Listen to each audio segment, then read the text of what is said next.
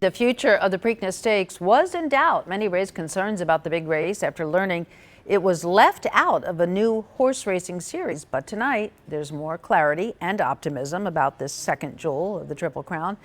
There were several big announcements today, and that includes moving the race back 1 week, so the event will be held in late May now. There's also an historic deal to continue airing the race here on NBC. And we'll look at how the date change could potentially impact other events in Baltimore City. David Collins in Annapolis for us with a look at all the changes.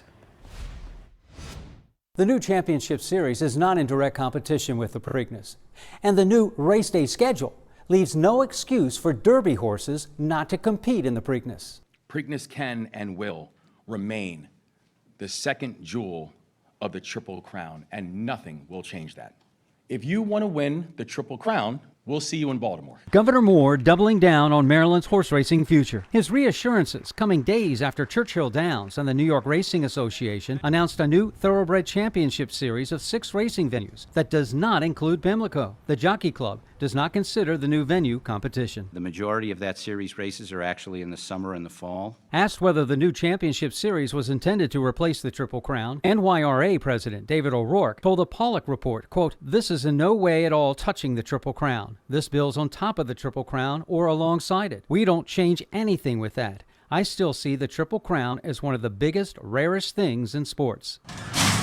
The return of horse racing next year to reimagine Pimlico will see significant changes in race dates. There will be an expansion of the Preakness preview on Friday on NBC Peacock. The Black-Eyed Susan Stakes will be showcased on Saturdays on NBC Peacock. The Preakness Stakes shifts back 1 week.